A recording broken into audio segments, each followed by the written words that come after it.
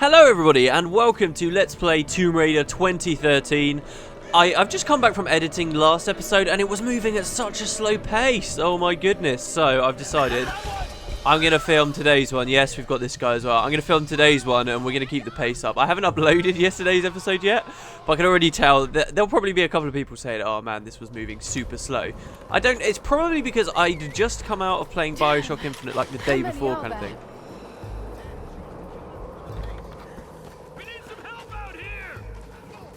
Yes, alright, fine, you can have help. And as you'll see, we just got our first GPS cache, we're already in a fight. Yeah, I just come from playing Bioshock Infinite, and when I'm like on my own time, so to speak, I play games so slowly. By the way, we've now got burst... Oh no, we don't have burst fire mode, I've got to go to the campsite and pick that up. I play games so slowly, kind of at my own pace. I think a little bit of that might have rubbed off on me on Bioshock, but seriously, when I was editing just now, I was thinking, oh my god. I actually came away from that recording session thinking to myself, oh yeah, I made brilliant progress here. But looking back, oh my god, we completed two pretty small areas, basically. We did stick with 100%, but Jesus, not amazing. This is another little section here where you're just kind of fighting your way up through an area. Ow. Wow, nice shot, mate. And if you, like, back up too much, these guys will chase you. They'll chase you quite far away, which is very cool. Oh, I got him, nice. So this is another example for me of kind of cool AI, kind of good working out. Oh no, we do have burst fire. So there you go. By hitting middle mouse button, she basically fires 3 quick little shots in rapid succession. The way I described it last time, I think I might... the way I described it before, I think I might have made it sound like I could just like use it as a machine gun or something, which isn't true at all. Speaking of which, we do have a machine gun now, don't we? So we can do that. And of course, once again, that was a little execution you guys saw. A rock conveniently appeared out of the floor for us to just grab. This area is kind of large, it's kind of complicated, but mostly it's a battle zone. And one thing that I definitely found, maybe a little bit too late with this game, was that battle zone areas don't typically have many pickups and stuff. You can shoot these barrels here to help deal with all of those lot in a very satisfying way, which is brilliant. She's ripping us to pieces! Of course I am. You know I am. Okay, what else have we got? You also see there's like loads of ropes. That one in particular. Oh no, I think maybe that one over there. Well, that's the radio tower, and you'll notice there's a rope right at the top. That's kind of cool that you can see that from here. But also there's other ropes all over the place. These you can use for kind of backtracking back through the area later. And I always find it kind of cool while playing this game, looking out for that kind of stuff, because it's nice to see where you'll be returning from. Particularly later, there's some like really big areas. And you end up just traveling and traveling and traveling, and then you just zip line for like it must be at least a mile that you just like zip line doing all these different, and it's amazing. And the first time you go through the area, and I had no idea that there was so much stuff, and there was just like this perfect route back. Like there's hours and hours of gameplay going in one direction, and then you just literally just fly across all of it again. I should be talking about this stuff way before it's happening, but oh man, I love it. It's so good. I'm minorly concerned that I am missing stuff. I did just tell you guys that there's nothing in battle zones, but I am minorly concerned. Just a little bit. As long as we find the treasure map, though, it's a-okay, and I have no problem coming back. We don't necessarily need 100% every time. Now, you'll notice that guy goes along that zipline. There is an achievement in this game to kill people as they are ziplining. This is the first opportunity for you to do that. As you can see, there's a couple of guys, but there won't be many of them. I don't actually have the achievement, so don't let me... Oh man, I'm really starting to enjoy the pistol here. I'm really starting to enjoy. Don't let me make myself sound like an expert here, because I don't have that achievement. But I am aiming to get it while we're running through here. It's like 20 kills. There's a place where you can get them really easily later. There you go. Now he's dead. Those fire guys are like super annoying, but they're also necessary, you know. It's vaguely sort of, it's a half cover shooter, half kind of regular action shooter. Can you see how quickly I die if I just step on a tiny bit of fire? It's crazy. Like, I'm one lick away from death here. Let's just hope nobody's around. Oh, people will be around. Oh, no. We should be okay, I hope. I think this will be a machine gun moment. Oh no, it's not a machine gun moment. You're one of these guys. So, we get a new type of enemy, guys. Okay, focus. You can do this. Why is my UI telling me that I have to press button this, button that to do things? I don't know why it's bugged out. That's left shift, by the way. That's left shift I should be pressing there. So, these guys will swing at you. You have to kind of dodge them first. You can kill them without doing it. Oh, look, we got a new bow part. Awesome. So we find 2 of those and we can start upgrading our bow even further to what we usually would. So there we go. Right, he's dead. They're all dead. Everyone's dead. So we can grab all this stuff. Yeah, you get those kind of new enemies. If you can take them by surprise, though, and you can shoot them in the back, then you'll kill them anyway. It's just they're quite, you know, well designed in that if they're ever attacking you, they'll be running right at your face all the time. I feel like there might be something out the front here. It's always worth just running around, grabbing salvage, eating these little fruit plants, which I find weird as well. Do fruits really grow in such snowy areas? Maybe that's just a sign of the weird-ass weather here. Is it always snowing? I kind of assume it's just because we're high on a mountain, but Lara did also say it's kind of unnatural. And considering we went in one side of a base, didn't really go up any kind of elevation, there weren't many stairways or anything, and then we go out the other side and it's snowing, yeah, I can kind of see that. Anyway, does this kind of look vaguely recognisable? Last episode I was like, remember this area? It looks kind of similar. You go to lots of versions of it. This is what I was talking about. Look, there's another kind of room. It's just slightly different, which is cool. I like it. I like how they have largely the same assets, but they do make it look pretty different. Got a nice little locker over here. I have a very strong feeling that I'm going to be coming back to this area. Because in the name of keeping the pace up, I'm probably going to miss a couple of things. As long as we get the treasure map, which I vaguely remember where it is. Vaguely. Yes, no. Okay, I don't really remember it. I don't remember at all, to tell you the truth. Right. But I'm sure it'll be fine. We got this thing over here. Again, you know, first time through, trying to burn those things down. We will grab the crate, don't worry, but I want to grab this one too. Was there a challenge here? There wasn't, was there? No, there was just the treasure map. So, can we wedge that open as well? Yes, we can. But we don't have to? Question mark? I don't think we have to. Oh, maybe we do. Ah, this is looking good. What have we got here? Okay, not a treasure map, but we do have a relic. Some kind of soldier's identity tags. I don't recognize the kanji. Were these used during World War II? So there you go. Speaking of kanji, oh my god, I don't know, I can't read kanji whatsoever, but I am vaguely considering looking into it because a patch came out for Final Fantasy X. You remember yesterday, again, I was like, oh, I'm playing so many games, guys. Final Fantasy X-2 has an international version, which is just like totally boss and amazing. And that's been confirmed for a HD remake of the game, but somebody like did a fan translation of it recently, which I've just got my hands on, and I really want to play it, but there's still tons of kanji in it anyway, so I may have to learn it vaguely just to see what's going on. Anyway, we got a camp. Not enough gear really for very much at all. But here you can see bow. Look, we've got 2 of 2 upgrades for the bow completed. So when we look at it now, actually, because we got 2, right. So we've bought these 2 upgrades for the bow, right? And we found earlier another bow piece. If we can find another one, then we'll kind of upgrade the. This is a really hard system to describe. We'll upgrade it. Can you see how it says find a bow part to unlock the next bow modification? If we find one more bow part, we can turn it into like another tier, and then loads more things will unlock. I sort of already explained that before, but I wasn't too happy with it. Anyway, we'll grab this for 300. That's also the pistol, as high as it will go right now. I'm not even sure what that was. I think it was firing rate. And we can go to get the salvage. Now, this isn't going to take us out. So we've missed a fair bit of stuff, actually. The treasure map we've missed. I'm going to cut it, guys. I'm going to have a little bit of a wander around. Is that the map there? Ah, it is. It is. I thought... Oh, no, this is a document. The plan is taking shape in my mind. In order to unlock the power of this island, I first need to understand what has happened here. I need time and room to study this place. There are many mysteries here, foremost of which the ruins of an ancient Japanese empire and a mysterious queen. It all started with her. I think in a lot of ways Matthias is quite in line with us. We just kind of want to find out what's going on, and that makes him largely relatable, although a cruel man. Matthias has started uncovering clues to the true nature of this place, but what was his plan? I read that in present tense. Of course it wasn't. It was 20 years ago, 17th of September. So it took him quite a while. I do like looking at the timescale. You know, Lara's been... How long do you think she's been here? Because the day and night, she's kind of only been here, what, 2 days? Tops? Absolute max, she's been here 2 days, and yet she's already found a fair amount of stuff out, which I think is really cool. So anyway, it's like I say, guys, I'm going to cut it just so that we can have a little bit of a browse around to find the treasure map and stuff. So give me a sec, I'll be wherever I am before we continue with the area, because we're sort of done with this one already. What is that?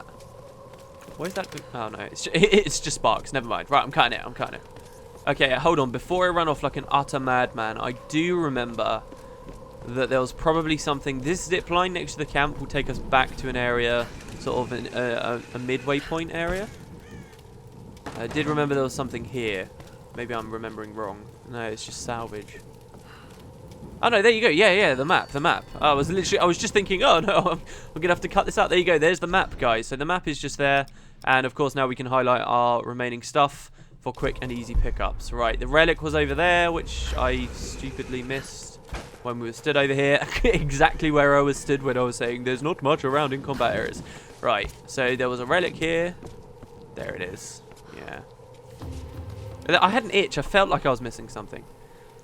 An alloy badge awarded to marksman 2nd class in the Imperial Japanese Army. Sweet, and there's hidden information on this one. A faint kanji etching. Someone's name?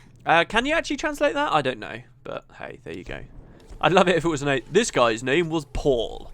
Brilliant. And then we get one last one, which is this document over on the massive building that we blew up with gunpowder and plot.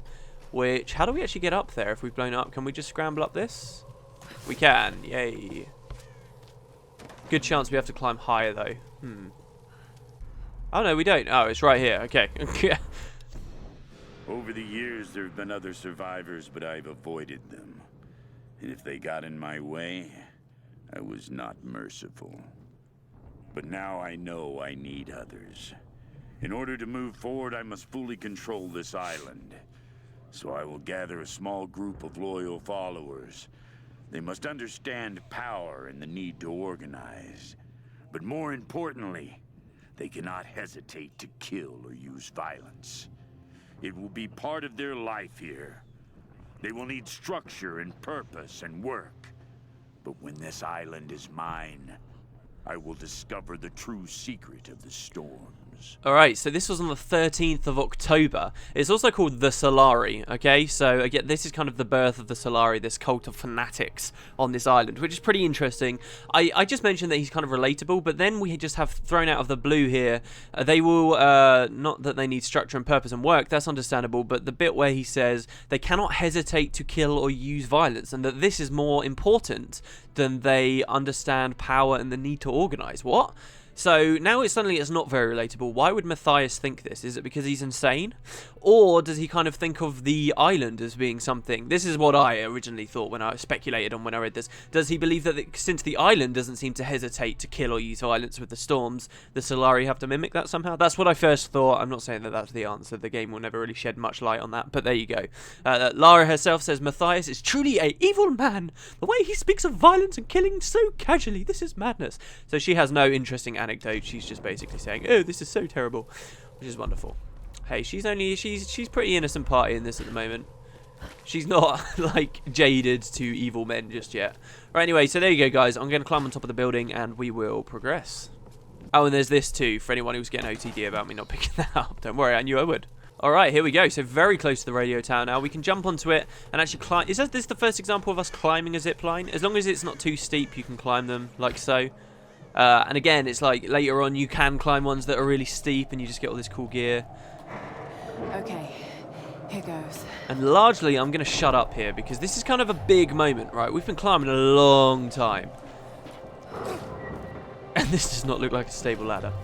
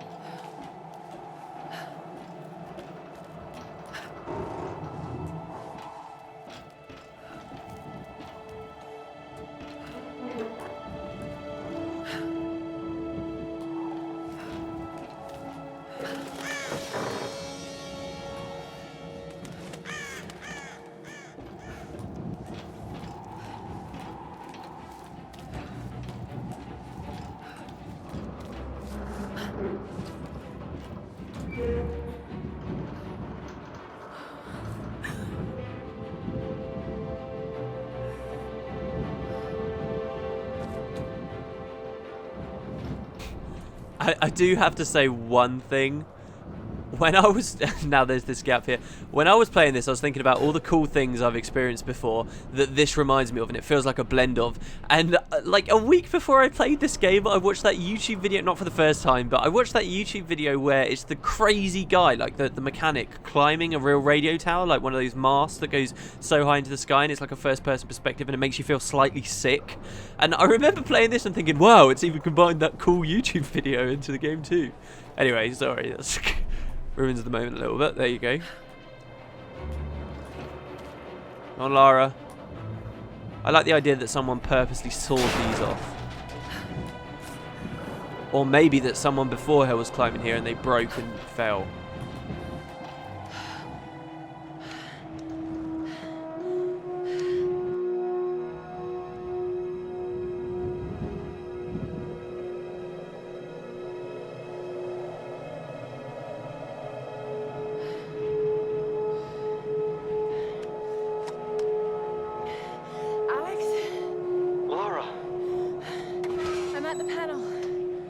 Okay.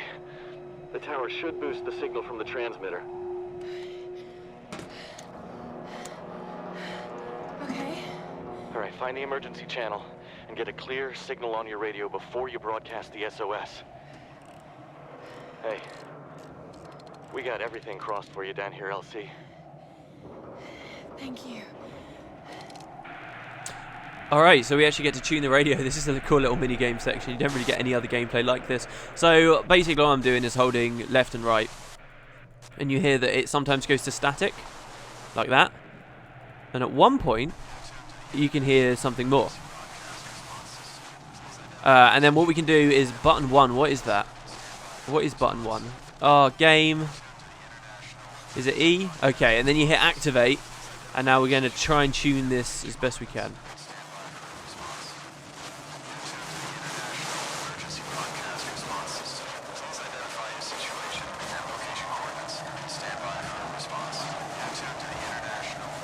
Broadcast response system. Please identify your situation and location coordinates and stand by for a response. You're tuned to the international... Mayday!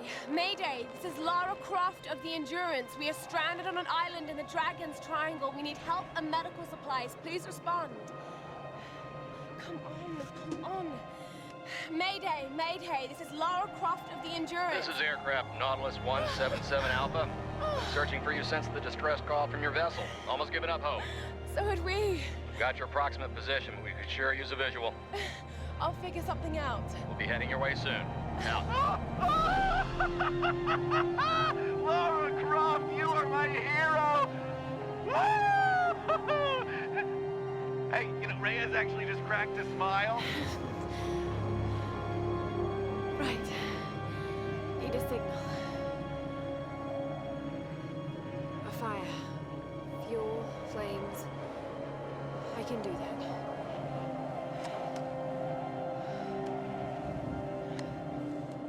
Well, there we go. Only matter now is to climb down, and the game conveniently skips that. You know, I just noticed something as well that I never noticed in my first playthrough. What's this thing on her chest? That, like, little necklace? I can't help but see that now and think, there's going to be plot about that at some point. It's like, you know, Nathan Drake's ring that he had around his chest. All characters that have got little accessories like that eventually get explained. Huh. Was that on her right from the very start? I can't get a good camera angle on it. Who would have thought it'd be so hard to get a camera angle on Lara's chest in a Tomb Raider game? That's as close as I can get. If you want to rewind, look at it. But anyway, there we go. Speaking of zip lines, woohoo! This is just insane. Who would ever do this? Oh my god. There we go. We're kind of in a new area now, guys. That's one way to get down. Yeah, one way indeed. This is not, though, believe it or not. This isn't actually the area we were in before, though at first I thought it would be. And I don't know why, but I always kind of think this little section of the whole game, because I don't think you can ever come back to this tiny place. This feels kind of homely and kind of cool, actually. I like it. Just a little clearing in the middle of nowhere.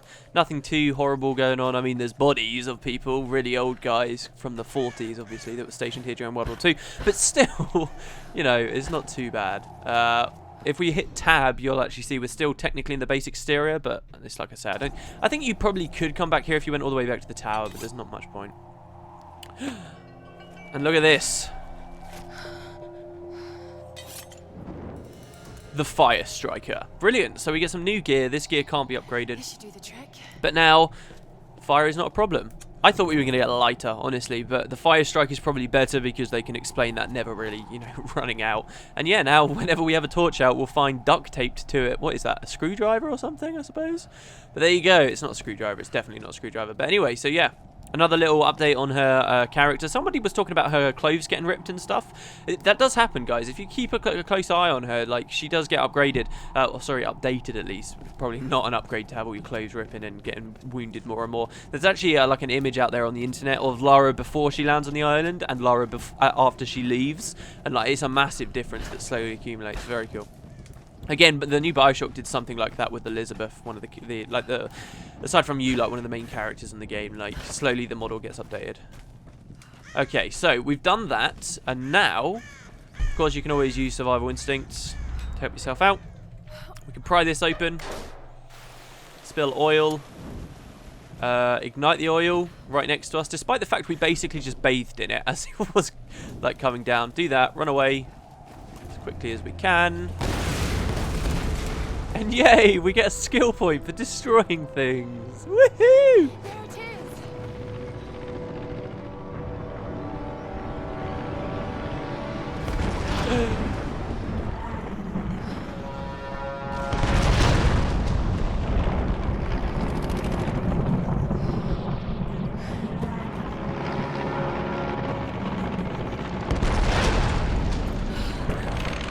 Oh crap, yeah, I forgot that I was actually going to have to play for a second. Alright, so now we're actually in game. I got to say, while all this crazy stuff is going on, I am controlling left and right here. The subtitles are kind of weird there on that cutscene because it gives you information there's no way I ever would have got. I barely would have appreciated... Ah, did I get hit there? Lara, you okay? Oh no, I'm fine, I'm fine. Left, left, left, left, left. I barely would have appreciated that whatsoever, that was like... up here, please. That was A, lightning, and B, that in Japanese it was saying nobody leaves. But yeah, that's what you could hear whispering on the wind. Nobody leaves in Japanese. Go, go, go. We're okay. We're okay. And yeah, this is a perfect example of the game going from cutscenes to quick time events to regular gameplay. Very cool. There's also some pretty gruesome death animations there. I do want to show off some of the gruesome ones, particularly what I consider to be the most gruesome death animation I've ever seen in any game ever. But that's not for a while. But I will show that off, so don't worry. Oh, Lara, you were doing so good, and now you're all scratched up and you've got a million splinters in you. Like that video of that guy that, The pilot. like, in Australia jumped on a cactus or whatever and then started squealing like a bitch and wondering why it hurt so much. Anyway, there we go. We're in another little transitory area. You can tell that not much is going to go on here, or at least it's going to be a pretty linear section because there's nothing except for a camp. So bear that in mind. We can swing on these. It teaches you about the trapeze here, but we've actually already done a trapeze swing. And it turns out this whole place isn't too stable. No siree dog. No, it's not stable at all. Oh, don't miss that, Lara. Keep going. So yeah, don't worry though about hidden stuff. Like, I was really worried about hidden stuff, that I'd have to like jump off onto like stable ground that otherwise I could miss and stuff. There's no such thing in this game as a collectible that you can't get back. And that's such a weird topic for me because I love games where you can miss stuff. It's like I say, FF10 like right at the start of that game, the international one, you can miss like a really powerful thing. You can miss like the Moogle dress fist super quick. And then that will just screw you out of it for the rest of the game. And I like that, but I don't know where I stand with it. I also like it when I have that assurance and I don't have to worry. Kill him now, Lara. Kill him. Lara, you just watch it. I hate that cutscene because she so could have done... She so could have saved that guy. It's like, it's her fault pretty much that he's there in the first place. Come on, swing at me. Oh, come on. And again. Let me get my bearing. Oh, come on. It's kind of hard to headshot these guys because they swing around so much. The reticle does. Anyway, there we go. And I guess we got that pilot killed, which is a real shame. You're right here. Got some more of that weird rope, funnily enough. Why is there that rope there? That's interesting. I never had to go use that rope. Maybe there is a pickup here? There's some salvage, which now we, because we can light torches wherever. There you go, guys. So do you remember that cave I mentioned with the waterfall? Yeah, this is how you would go back. And indeed, that's what I did as well. I went all the way back at this point. I was like, oh, I'm totally going back there. There's got to be something amazing because they've hinted at it and we're not supposed to know about it just yet. But no, it's... There's nothing there. It's super annoying. It's just a stupid little box. And also considering you have a chance of getting extra stuff out of those boxes. So anyway, look, we can climb over there, and that's the way forward. But why is it letting us, A, come back because of the rope, and B, climb up this? Why is it letting us do that? Can we climb on that? We can. Why is it letting me up here? I don't remember anything being... Oh, hello. I guess if you really want, you can come get some salvage. That seems weird, though. There's so much salvage in the game. There's so many renewable sources of salvage. There'd be no reason for someone to have to spend all this effort coming back here. But I guess there's some extra salvage here, guys. If I'm 100% sure I'm not missing anything. It's fine. There's also that I look like I'd be tempted to jump out of. Probably not a good idea. All right, so there we go. Let's climb our way across. We could probably shoot those out. No, we can't. They're not the right types of lanterns. And it's still not very stable, so, I mean, expect trouble. And yet, no trouble comes. Which is kind of cool. I like it. It kind of psychs you out. We've got another thing. Obviously, we earned a skill point. And Lara's journal. A storm that came out of nowhere, out of a clear sky, and brought down a plane. It's not rational. You know it's not rational, Lara. There must be some explanation. I just don't know what it is yet. Alright, so we get an next journal. That keeps catching me out. I'm going to have to do some weird editing to stop myself talking. But look, now we can get either climber's agility, which is still a cool trait, or orienteering, which is fantastic. So this actually lets us see, as it says here, collectibles will be visible on the map and glow through walls while survival instincts is on, which is very important. And what this can do now is, let's pretend a GPS cache is right in front of me, okay? Let's pretend there's just... Lara, what the hell happened? Oh, we'll speak to Roth. This storm, it came out of nowhere. These clouds, they just surrounded the plane. Lara, listen. I saw the crash from here, so you must be close to my position. Just get back here safe. All right. On my way. Will do, Roth. No problem. So yeah, like I say, imagine there's a GPS cache on the floor. Oh no, that example doesn't work. Okay, imagine there's one first imagine there's one on the floor in front of me. I press Q, it shows up for me there, and it will mark it on my map right in front of me, which is awesome. Now pretend it's behind that cliff. Now that I have this trait, I can press Q, it will glow through that cliff so I know exactly where it is and still update it on my map. So if you get some good vistas and look across like the beautiful kind of scenes of this game, you can very quickly kind of identify where a lot of the pickups are, which is very cool. There's also this weird doorway. The game it's going to have downloadable tombs and stuff added into various places. This looks like it's such a fantastic candidate for me for where one of those tombs could be, because this is quite an out of the way area. You can come back here later, but there's not much reason to. So that's kind of cool. And we get caught in a trap. Brilliant. Over here! I got a shot. And we can shoot these guys out. This is actually a multiplayer mechanic. Pretty cool. It's not something that you can do in the main campaign. Oh. Yeah, he's dead. It's not something that you can do in the main campaign, like to your enemies, and it won't happen too much in the main campaign. But that's a multiplayer mechanic. You can lay traps down for people to fall in. And I've still not played the multiplayer for this game, but that looks like one of the cool, interesting things to me. I'm like, oh, I would totally enjoy stringing people up like that. Of course, they can still shoot back. Okay, so... Wow, see, we get the upgrade here, so I'm wondering. I am genuinely wondering now.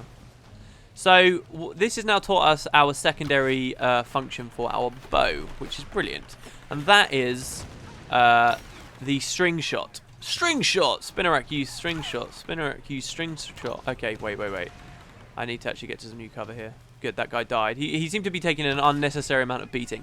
You can use it to throw ropes at things like this and either destroy cover or just flat out break away platforms that people are stood on, which is very cool. So those guys, I just spent all of that time fighting there. I could have been a douchebag and done this. And just killed them like that. Which would be kind of cool. It also now allows us to get to various areas. We're going to be going back to the mountain village soon enough, and we can use this to go to all kinds of places. This is one of those little upgrades that means now we can get a bunch of like salvage and relics and stuff that otherwise wouldn't have been available to us, which is awesome in my opinion. But yeah, first we've got to kind of get back there proper. We're just in the cliffside village right now. You can see there's no upgrades or anything. This place is just to teach us where we're going from now. But I'm kind of curious as well to return to where we just were, to use the string shot on that little bit of rope back in the other area, because I never did that before. It never occurred to me, and I'm wondering why it's there now in the first place. So give me a second, I'll cut it. Don't worry about having to sit about there. Look. Is it literally just to I think it's just to let us jump over there, but why have they done that? Yeah, because you can't break that. Now, what you can do with the string shot, we're learning this a little bit earlier than we should be here, but what you can do is, if you stand next to a pole, Lara will create a zip line for you, like so, which is very awesome. It looks like there's stuff up there, even, all the way over there. That would be a very cool place to hide things, but there's no ropes or anything for us to play with. So, anyway, there you go. That's the string shot thing. I'm going to cut it back where we were, so give me a second, guys. Okay, and we're back. Do you know what, guys? I'm actually going to call this one here. I'm going to end the episode. We do have just a little bit to progress back to the main area. I wanted to end it just beyond there to prove that I could keep the pace up, but I think this is okay anyway. But yeah, there you go. Thanks very much for watching, guys. I'll catch you next time on Tomb Raider 2013, and we'll see what happens when we get back to the village, find Roth, meet up with the other guys, and see what we can do about this plane. It seems very difficult to save us now, doesn't it? So yeah, I'll catch you later, guys. Have a good one.